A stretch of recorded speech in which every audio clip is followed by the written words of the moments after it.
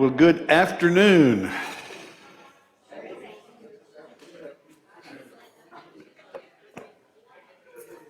You know, 20 minutes ago, the bottom fell out. And the first thing I said out loud was, well, that'll knock attendance down. That's the way preachers think after 40-something years. And I thought to myself, Brad Butler, you ought to be ashamed of yourself. We need the rain, and then you folks all showed up. And I did notice, though, that the prime parking places over here went first. If you got here just a minute late, you're over there. There's a couple of vehicles over there. It is good to see you. Let me remind you of a couple of significant things. To begin with, next Wednesday night, we will not have family night dinner. We will have our Bible study in here, and 2 weeks from tonight is our regular quarterly church conference. So keep that in mind. Also, this coming Monday morning, we will not have the men's prayer breakfast, so there will be no prayer breakfast Monday morning. We have asked, and we're encouraging you, guys, we only have a handful of men who are signed up for the baseball game in Jacksonville. If you're interested in going, if you'll speak to Stephen or go ahead and sign up, we would like to get the money so we can go ahead and order the tickets. We might extend the date for another week, but we really need to order those tickets. And of course, if it's a smaller group, we'll get them all together. But hopefully, we'll take close to a bus load. We're looking forward to that. And that weekend does, by the way, coincide with the Wounded Warrior Fishing Tournament. So I know some of you can't go on Friday, but I want you to keep in mind, the Friday night, yes, we're hosting. We will have some of our folks who need to be here because some of you are boat captains, etc. But really, we're hosting the entire event, but dinner will be provided by someone else on Friday. Yes, it's here, but it'll be provided by someone else. We will then do the fish fry on Saturday night, and we'll be responsible for all of that during the day on Saturday. So some of you can still go to the ball game on Friday and be involved in the Wounded Warrior fishing. Donna also has put out... we're getting ready to do another directory. Yes, it's probably long overdue, but it's necessary at this time. And Donna has some papers out here for you to pick up, and want you to check yours to make certain that names are spelled correctly, addresses are right, phone numbers are right, emails are right, et cetera, et cetera, et cetera. So if you will pick up yours on the way out and just be able to confirm that for her, that would be very, very helpful to us. Friday, we have the event for the children.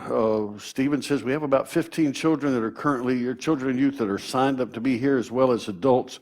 Going to meet here at 10 o'clock and begin packing the bags for the homeless. Sheriff King will be here with at least one or two deputies. I don't know exactly how many will be here. After the bags are packed, we'll eat lunch here, and then we'll go and swim together.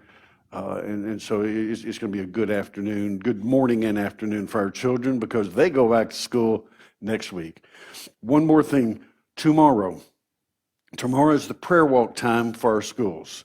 Some of you have expressed an interest in being a part of that, and if you are, we'd like to encourage you. I'll quickly go over this. It's pretty simple. 10 o'clock, they're praying at the bus barn. 11 o'clock at the elementary school. 12 o'clock at the middle school. 1 o'clock at the high school. Okay, so it just goes up beginning at 10. Both Stephen is going to be there in the morning at the first of those times. The good news for Stephen and his family is they close on their home tomorrow.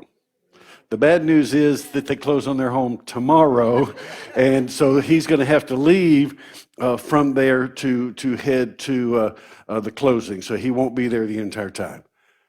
I discovered yesterday my wife has an eye doctor appointment tomorrow where her eyes are going to be dilated. She's got to have a driver. And so I will be with her in the morning. If I get back in time, I will come to the early afternoon prayer times. But I cannot be at the early morning time because we'll be at the doctor's office. So again, 10 o'clock at the bus barn. If you want to just go to one of the schools, you can think any of the hours, 11 at the elementary, 12 at the middle, one at the high school. And there will be someone at the front of each of those schools to greet you, to give you a prayer sheet and to share with you how, what you're expected to do. Basically, you walk the schools, halls, and you pray. And I just know this from experience. Many of the veteran teachers are going to see you and say, come into this room and pray for me in this room. They do it every single time. They want you to pray for them. No, I'm not saying every teacher will be that way. Odds are there might be one teacher who's looking at you and saying, don't even bother. Okay, that's okay too. But that is tomorrow. If you got any questions, yes, sir, Mark. I tried to explain that to Stephen as you go into Darien. Somebody help me. I'm pretty sure when you get to the Catholic Church on the left, you turn, when you just get past the Catholic Church, you turn left, and it's down there on the left. Am I right? Or is that the correct road? No, that's the elementary school. Okay. Yes. Yeah, the bus barn is on the left-hand side, and it's kind of in behind the Catholic Church. So, but, okay, 99. Okay. So, all righty. Any other questions? Stephen, were you going to say something? Okay. You just looked really alert back there, okay? Tonight we're looking at the last of our two more of the last four of our articles from the Baptist Faith and Message.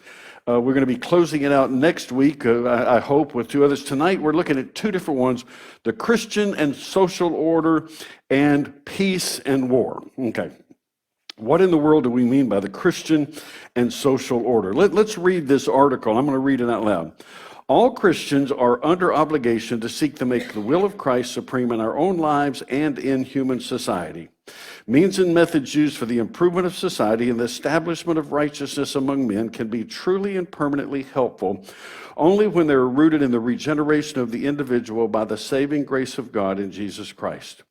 In the Spirit of Christ, Christians should oppose racism, every form of greed, selfishness, and vice, and all forms of sexual immorality, including adultery, homosexuality, and pornography. We should work to provide for the orphaned, the needy, the abused, the aged, the helpless, and the sick.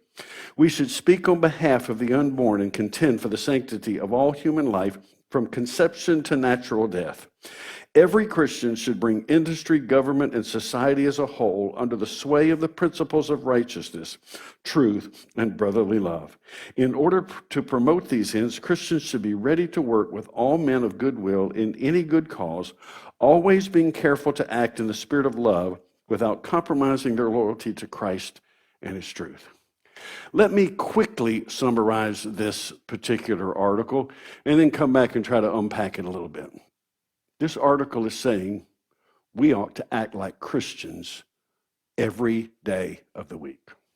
Now that's Brad's quick summary, but we want to go a little deeper and unpack that. Again, this is one of the longer articles in terms of wordage in the last half of the Baptist Faith and Message, and it was not an original part. It was not a part of the original 1925 Baptist Faith and Message. The Baptist Faith and Message was first written in 1925. It was revised in 1963. It was revised again in the year 2000.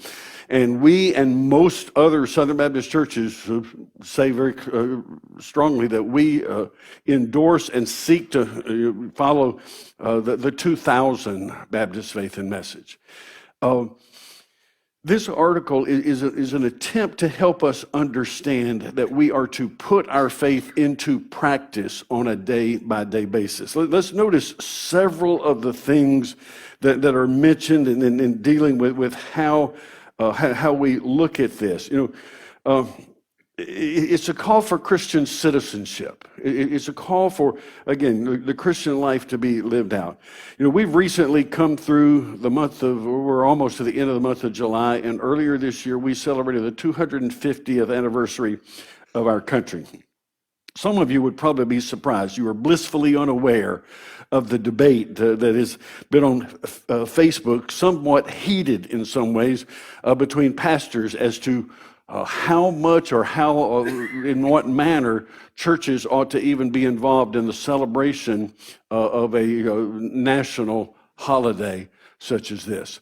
There are, again, I hate to kind of generalize. I hate to build up a straw man that I can easily push over, and I hate to again, just place all of this at the one place. But I'm going to do it because I think it's the most honest thing I can do. The people leading the battle against Christians and churches even recognizing such things as our nation's anniversary are the young and the Reformed, many of them Calvinists who are just strong. Let me just assure you of this. There are many young pastors today. They do call themselves conservatives. They refer to themselves as the young and reformed. One of the first things they would do if you called them as their pastor would be take that flag and remove them. Just like that. It'd be done. Okay? And in some ways, I've got to be honest with you. There was a time, and I think went too far when so many churches had God and country days where at the end of the worship service on Sunday morning, God's hardly been mentioned at all, except to say, well, God bless America. Worship service on Sunday ought not be a political rally. It ought not be a national rally. But to sing one song concerning our nation and God's blessings upon it, to have the flags present, that's a battle I'm going to continue to fight, to say this is acceptable. This is something that we can do. Again, I had a very strong argument with a lady in another church several years ago when during Vacation Bible School, I was indicating to the children holding the flag, okay, once we've said the pledge of the American flag, put that flag down and hold the Christian flag high. This lady said the American flag is never to be held below any other flag. And I said, yeah, she said, that's the flag code. And I looked at her and I said, you know what? The flag code right now is not being followed by anybody because they're letting people burn it and make rugs out of it and et cetera, et cetera. I said, when we say the pledge to the Christian flag, it's going to be held higher than the American flag. If you don't like it, I'm sorry. That's just the way it's going to be. And no more argument after that particular time. But again, many of these guys are saying you do not have the pledges to the flags during Vacation Bible School. On and on and on it goes. I'm simply saying to you, they're wrong. I'm trying to be as nice as I can, okay? But they're wrong. At the same time, it had gone too far at sometimes in the 70s and 80s with some of the celebrations that seemed to leave God out too. Okay. We have to strike a balance. We have to understand that. We've been called to be citizens. We are, we can make the argument both yes and no. You can make an argument that this was founded as a Christian nation. You can also make an argument that it was not founded as a Christian nation. You can make the argument that the early founding fathers, many of them claimed to be Christians, but they were in fact Unitarians. Some of them were, and some of them were deists. That is, they believed in God, but they didn't believe God was actively involved in our world.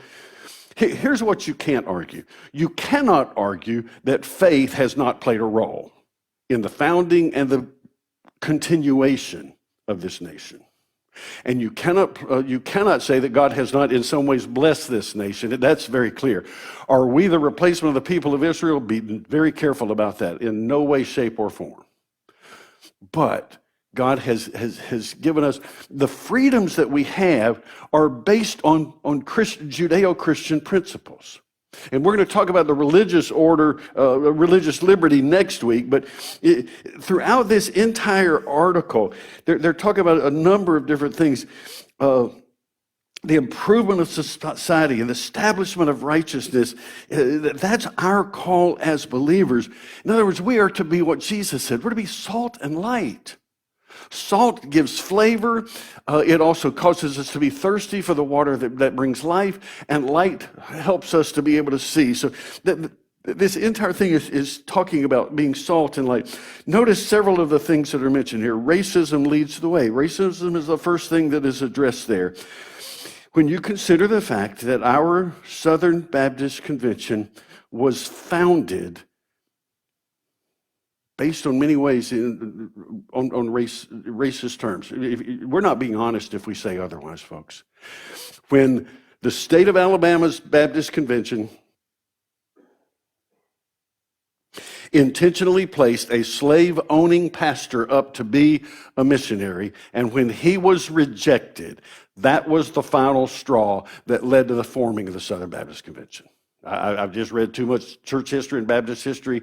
I know that was the final straw, and Southern Baptists pulled away from the Triennial Convention and formed the Southern Baptist Convention. Racism is something that we have to fight against. Those of us, many of us of our age, we remember a time when a black person would not ever be welcomed in any of the churches where many of us grew up. Absolutely, the church where I grew up, if a black person had shown up, they would not have been welcome. They certainly would not have been welcomed as members. That's just the truth of where I grew up. And the shame that I stand before you with, I learned more about how to deal with people of color because I was on a basketball team than I did because I was a Christian in church. That's shameful. Now, my high school basketball coach was a Christian. He and I have talked since that time, and he was a Christian. He is a Christian, and I'm grateful for him. But I learned more from him and really more from my interaction with my teammates than I did from my church. Now, my parents were very helpful to us as well, but he deals with racism. Yes, sir. Oh, yes. Yeah. It's funny. My team, the 10 players that dressed for the last few weeks of our season, we had 5 white players and 5 black players. And we joked about it. When we left Decula, Georgia, and went north, Dawson County, Banks County, Towns County, the only black folk that were there were my 5 teammates, and if any of their parents bothered to show, and 2 cheerleaders. When we went south to Palmetto and Social Circle and Monroe, the only white folk were my other 4 teammates and my mom and dad and sister and coach and half of the cheerleaders. It was really funny how Buford was our main rival and Loganville was our other rival, and the 3 of those schools, you could look and see about half the teams were white, half were black. But when we went, again, Palmetto, Monroe, Social Circle, any of those places, we didn't see any white folk in the gym except on our side. And when we went up into Banks and Dawson County and Towns County, there were no black people up there at all, and so it was an interesting thing, to say the very least. The one thing that a couple of my teammates and I we determined that our color was blue and gold, and we fought for the blue and gold, and so that's what we did our dead level best to do. But in addition to racism, they deal with other things here: greed, selfishness, vice, all forms of sexual immorality. And you see those that are included there, homosexuality and pornography. Clearly, that was written in the 2000 edition. Because prior to 2000, the 1963 and 1925 issues, those were not issues. They just weren't issues at that particular point in time. They go on and talk about it talks about the sanctity of human life. And notice it says from conception to natural death. We stand up against abortion. We also need to be very careful that we stand against anything such as assisted suicide. And I know that's a political football or tennis ball or whatever you want to call it in a lot of people's eyes. But folks, every country that has allowed that to come in, every state, before long there is pressure placed upon older people who are sick. It's your time to go. It's done in every society where it's in. That's the camel that gets its nose into the tent. And we've been called to fight for life. And you might look at me and say, okay, are we consistent when we say we're willing to stand against abortion and against euthanasia and that type of thing? But what about the death penalty? The scriptures are very clear. that the death penalty is acceptable. But in the Old Testament, listen very carefully to this, the death penalty could not be carried out except there were a minimum of 2 eyewitnesses. They were very adamant about that. 2 eyewitnesses. Our system says that you can be found guilty if the evidence goes beyond a reasonable doubt. I believe that you should only be executed if the evidence goes beyond a shadow of a doubt. Now, that's not in the legal system. The legal system says within a reasonable doubt. I believe that the death penalty is valid, is a proper form of punishment, but it should only be executed, it only should be used when it is beyond a shadow of a doubt that the person is guilty. And again, people come on and say, well, the death penalty ends up being more expensive over the long run. You know what? If when a person was found guilty, beyond a shadow of a doubt, if the sentence was carried out within a reasonable period of time, it would not cost more in the long run. It simply wouldn't. That's an invalid argument. And I know some folks are going, well, you're a preacher, you're not a lawyer, you're not a politician. I'm well aware of that. This is a moral issue, though. And it's an issue that matters and is important. And we've been called, again, to be salt and light and to try to teach and stand. We ought not be bloodthirsty for executions. But we have to stand and say, what is right. And the bottom line is the purpose of the death penalty, the purpose of capital punishment is to show how precious life truly is. In other words, we are well aware that in other nations, people can be executed for the sin of homosexuality. They can have their arms chopped off for the sin of theft. The freedoms that we have in our nation and the foundation upon which our laws have been built and have come out of the Judeo-Christian teachings are far more reasonable, far more fair than almost any other nation. Not all nations, but certainly of many nations. And so we as Christians should have a say in those types of things. Notice he goes on to talk about addressing industry, government, and society as a whole under the sway of the principles of righteousness, truth, and brotherly love. We're to promote ends that Christians should be able to work with. They talk about orphans and the needy. Every once in a while, it's not as prevalent as it was about 15 years ago. 15 years ago, this new movement called the New Atheist came out. And oh boy, they were loud and proud of. And Stephen, I know you studied apologetics. Who is the man who said that religion poisons everything? Yes, Sam Harris. Religion poisons everything. And the argument was that no good has ever come out of any religion. Okay, let's just stop and say, what if they're right that God doesn't exist? Still, can we honestly say that no good has come from religious organizations? When at one point in time, the overwhelming majority of hospitals were founded and formed by Christian organizations. You've got St. Joseph's Hospital in Savannah. There's the Baptist Hospital is still very prevalent in Jacksonville, Florida. Methodist Hospital was the largest hospital in Indianapolis, Indiana. Baptist Hospital and Charity Hospital, which was Roman Catholic, are the 2 largest hospitals in New Orleans. I'm just talking about places where I've lived before. Over and over, St. John's was the largest hospital in metropolitan Detroit. Over and over, Christians have had, I am a trustee with the Baptist Village Retirement and Nursing Home Community in Waycross, Georgia. Then we moved to education. Of the 8 Ivy League schools, 7 were founded by churches. How many colleges across the state of Georgia were founded by churches and Christians? I begin with the ones that are currently Baptist: Shorter University, Bruton Parker, Truett McConnell. Mercer University was first started for that purpose. Piedmont up in the north was a Methodist school. Emory was a Methodist school. We could just go on and on and on. Schools, the idea.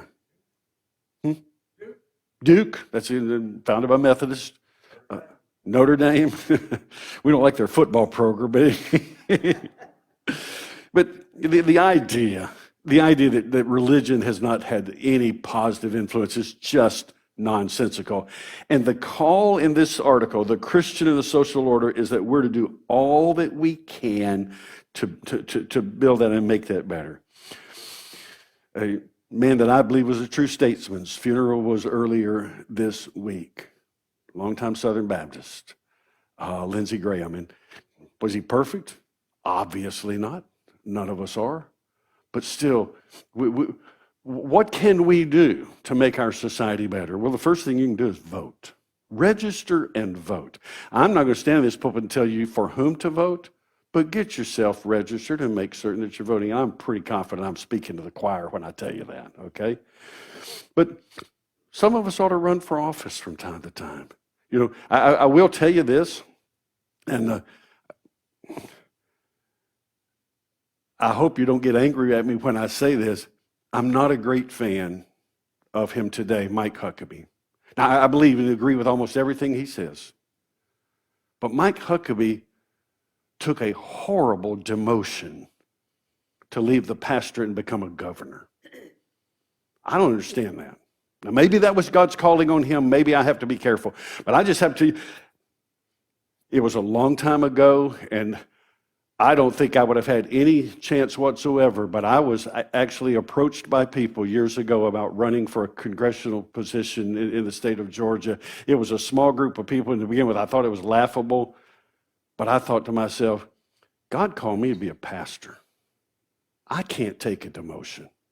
If you were to offer me the presidency tomorrow, I'd say no. To begin with, who wants the job, right? But still,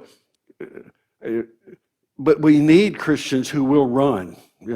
Terry has served our state very, very well through the years. I'm grateful for men like Terry who have served in positions of leadership in our state. We need more who are willing to do that. Henderson Hope is currently serving remember South Newport. It's important that we do that kind of thing. And so we're to be good citizens. We're to be involved in public affairs. We need to be careful. When you go public on something like that, you got to be careful that you live up to the standards. But at any rate, the Christian and social order. We're going to go now to the next article, and that's peace and war. This one's a lot of fun too. The concept of war has been controversial topic throughout Christian history. There are some people who say every Christian should be a pacifist and not involved in any way, shape, or form in the military or in the war. Others have gone, I think, probably too far in the other direction. Obviously, there were the Crusades back in the day.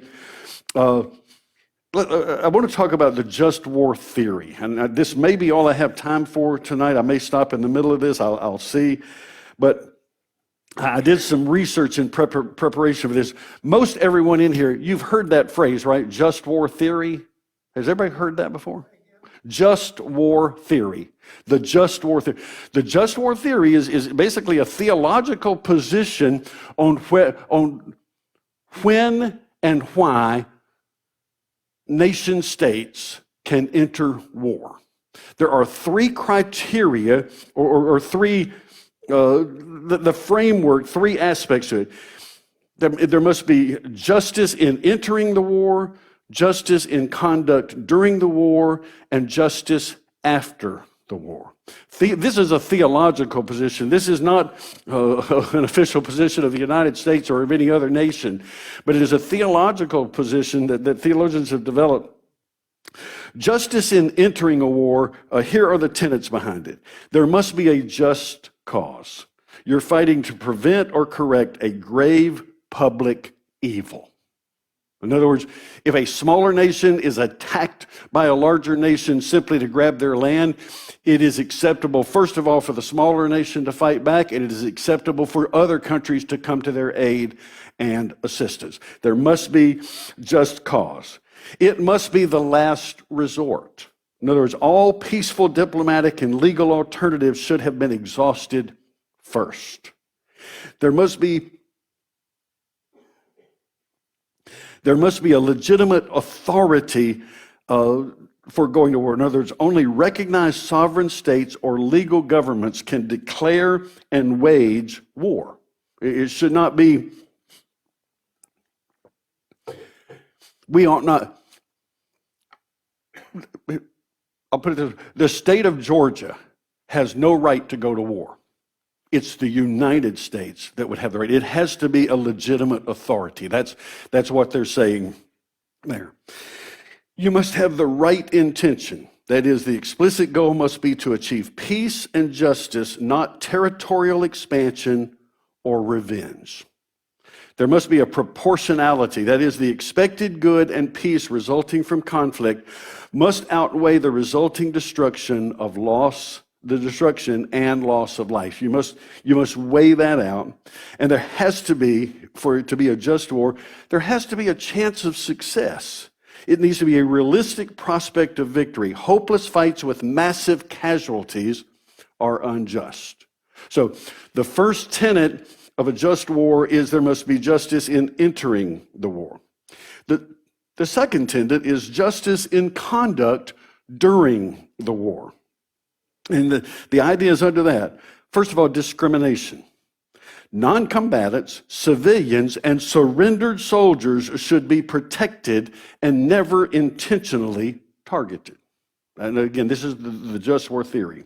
Proportionality. The tactical force used in any specific military action must be limited and proportional to the concrete military objective.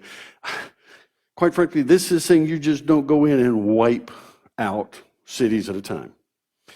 There must be a means restriction. That is, it prohibits weapons or methods that cause unnecessary suffering, mass indiscriminate destruction, or violate basic human rights, such as torture. I think this would include chemical warfare. And this would be the place where there would be those who would say, what took place in Japan with the nuclear bomb may have overstepped its bounds there. The means restriction, again, the weapons, the correct type of weaponry is supposed to be used. And then there's supposed to be justice after the war. Right surrender and peace. Peace terms must be fair, public, and accepted by a legitimate authority. Again, people may disagree with me on this, but as I've read history, my opinion on this is the terms imposed on Germany following World War I led to the rise of Adolf Hitler and eventually World War II. Again, different people can disagree with that, but Germany was slapped down hard following World War I. If you just go back and read that history, their economy was absolutely destroyed and there was no reconstruction, no assistance. They were basically punished hard afterwards. And in that vacuum, Adolf Hitler rose, and from that, the Germans followed him, including, unfortunately, churches and Christians and pastors, and eventually World War II came as a result. So right, surrender, and peace. Reconstruction and rights. Listen to this. The victor has a duty to help rebuild society, restore basic human rights, and address underlying causes of the conflict. It's interesting. And accountability. War crimes and human rights violations committed during the conflict should be fairly judged and addressed. So I wanted to share that with you to kind of lay a foundation for this chapter on peace and war, because you might be wondering, why in the world is the Baptist Faith and Message addressing this idea at all? Notice this article. It is the duty of Christians to seek peace with all men on principles of righteousness in accordance with the spirit and teachings of Christ. They should do all in their power to put an end to war. The true remedy for the war spirit is the gospel of our Lord. The supreme need of the world is the acceptance of his teachings in all the affairs of men and nations and the practical application of his law of love. Christian people throughout the world should pray for the reign of the Prince of Peace. That article is reminding us that we as believers ought to be fighting as best we can for peace. We should seek peace, but we should not seek peace at all costs. Bill? In a lot of ways, it probably is.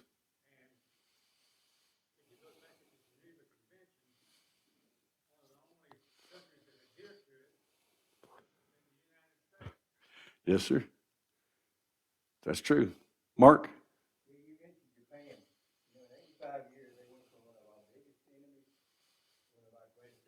Yeah, yeah.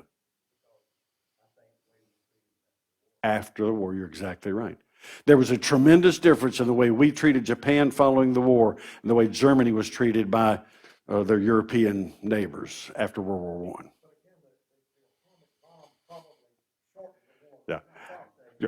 You didn't hear me argue against the atomic bomb. I'm simply saying this just war theory might be the argument against it. So I shared all that with you just to give you a background. This is what theologians have developed as what they call the just war theory. This article on peace and war is really an article about Jesus Christ, more so that it is simply saying that the only real peace in our world is going to be found in and through Jesus Christ. And that we as Christians, the question that many folks have had, and it's a legitimate question, has been, can believers serve in the military? Can they participate in war, etc.? I'm going to share this with you about myself. Again, when I was in early high school, I did not understand and recognize yet that God was calling me into the ministry. But I was coming of age during the Vietnam conflict. And every day when my daddy got home from work, television was on, and we were watching Walter Cronkite tell us about what was happening in Vietnam. My best friend at church's brother had been over there and came back with only one leg. I knew other people that Decula High School, where I went, when I rode the bus in 3rd, 4th, 5th, 6th grade, I rode the bus with high schoolers. It was such a small town. The campus was, 1st grade through 12th grade was on the same campus. There were 3 buildings on campus, there were only 2 buildings on campus plus the gym. We were all in the same building. And so guys that I watched play basketball and football were in Vietnam when I was 12 and 13 years old. I knew, by the time I was 13 or 14, I knew about these guys. I had seen them. And so I was watching that. And I'll be blunt with you. I wanted no part of serving in the military. As I watched that and saw that, I was frightened. But more than that,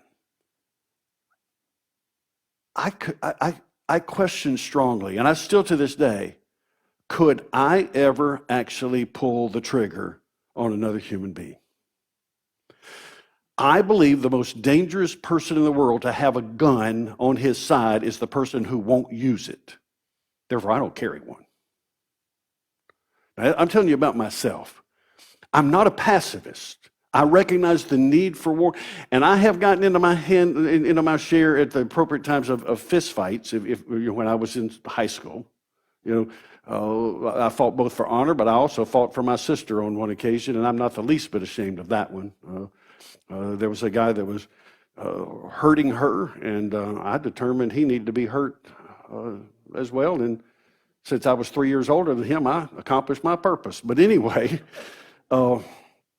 And my daddy fussed at me and winked at me at the same time. Don't ever do it again, but unless it's necessary. I think it was the way he said it. But, it ended up, some of you, again, may be aware, there was a period of time, and I want to say it was sometime between 74 and 5 up through about 78, where not only was there no draft, you didn't register for the draft. I am in a group of about 3 or 4 ages that I never registered for the draft because I didn't have to. It was that part was even the registration for the draft was abolished. There was so much backlash against Vietnam.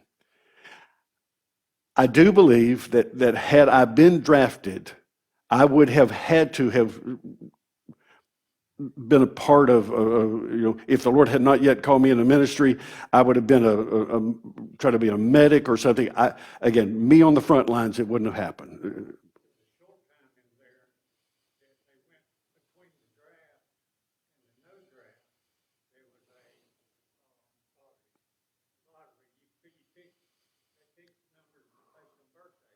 Right. Yeah, that was yeah, but I mean that was actually a part of the draft. This was this was after the lottery was over. Again, I can't remember I know that 1977 is when I turned 18, and if you were born in 1959, you did not have to register for the draft. And there were at least 1 or 2 years before me and 1 or 2 years after me in that same boat. You did not have to register at all. But anyway, I've kind of wandered away, and I'm going to bring this up and wrap this particular one up. The true remedy for war spirit is the gospel of our Lord. This article is inserted here to remind us that we are responsible for the nations learning and knowing about Jesus. That's the bottom line purpose behind this article, at least as I read it. Christians can and do serve in the military. A guy that Tina and I went to college with, Fred Steerwalt, retired 2 years ago after 40-something years in the Air Force. And I will probably say the position wrong. Does the Air Force have generals? Okay, well, he was a 2-star general then. And was a chaplain the entire time. Fred left short of college, joined the Air Force. During his time there, he went to seminary and earned both a master's and eventually a doctorate, and was 40 years in the Air Force and was a 2-star general at his retirement. And I feel pretty good about just knowing somebody like that. I think Fred was 2 years ahead of me in school, the same class that Tina was in, and just an outstanding guy who served the Lord well and served troops very, very well, or airmen very, very well during that time. So Romans 12:18 summarizes it in this way: if possible on your part, live at peace with everyone. There's the summary for us. I had actually had a time where maybe we would have some conversation. We already have had some, but again, consider Christians in Germany in World War II, and churches and pastors supported Adolf Hitler by the droves. And then how we dealt with Vietnam. And again, there were Christians on both sides of that issue, and it was very, very difficult. Dietrich Bonhoeffer was one who opposed Hitler and paid for it with his life. You've heard of perhaps Dietrich Bonhoeffer as a great author and pastor who came to New York City and would have been safe had he stayed here, but he said, I have to go back and help my people. And he was arrested and eventually executed just months, perhaps even just weeks before the end of the war. So I'm going to close. We'll say goodbye to the folks who are watching online. Yes, sir.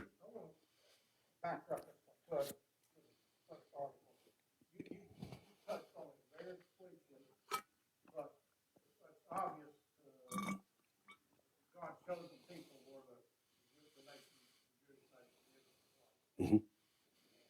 I've heard someone say that changed after Christianity. Christ and now Christians are God's chosen people. Well, that's a very thorny debate. That's a very thorny debate. I still believe Israel plays some role, but I do believe the church is the people of God right now. And Christians are the people of God, not in the same way that the nation of Israel is or was. And that's why I say the United States is not supposed to be a nation. We're not a theocracy, never have. And anybody on the other end of the spectrum who goes around trying to say that Christians are trying to build a theocracy, they're not paying attention. Now, there may be a handful of Christian nationalists who are doing that, but we're not trying to build a theocracy. We're trying to maintain a democracy. And that's hard enough as it is. we were told it's a democracy if you can keep it. And well, we've already said goodbye to the folks online. Let's take our prayer list and look at that together.